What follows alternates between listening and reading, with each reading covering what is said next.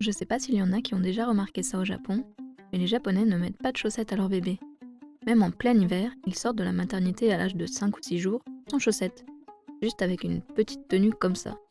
C'est même pas vraiment à la taille du bébé et ils ont juste ça avec une petite chemise en dessous et une couche. Ça s'appelle les tsuwe oru, venant de l'anglais all, et ça se met soit comme ça, soit comme ça.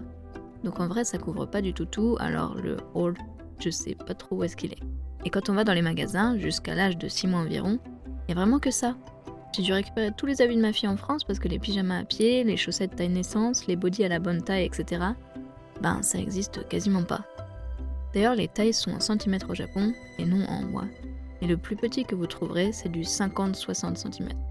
Donc c'est comme si on disait du 0,3 mois. Au moins t'achètes moins d'habits j'imagine et c'est très facile pour changer une couche. Mais ça reste super ample sur un petit bébé. En plus, lorsque j'ai accouché, j'ai même pas eu le droit d'habiller mon bébé comme je voulais. J'étais obligée de lui mettre juste une petite chemise et un mini kimono beaucoup trop grand dans un matériel style serviette de toilette. Genre comme ça. Et pas de bonnet à la naissance non plus.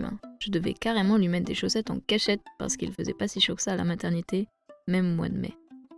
Par contre, une fois plus grand, style 1 an, ils ont des pyjamas qui couvrent bien le ventre tout en étant très souples et ça franchement, j'adore. C'est vraiment super pratique et j'en ai jamais vu ni en France ni aux États-Unis.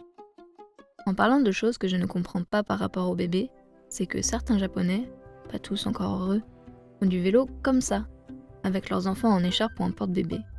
Il n'y a vraiment rien de plus dangereux selon moi et à chaque fois que j'en vois, j'ai vraiment super peur pour eux. D'ailleurs, selon la loi, s'ils sont portés devant, c'est illégal, mais s'ils sont en porte-bébé dans le dos, c'est tout à fait légal. Peut-être qu'ils n'ont jamais eu trop d'accidents jusqu'ici, mais moi je trouve ça vraiment incroyable.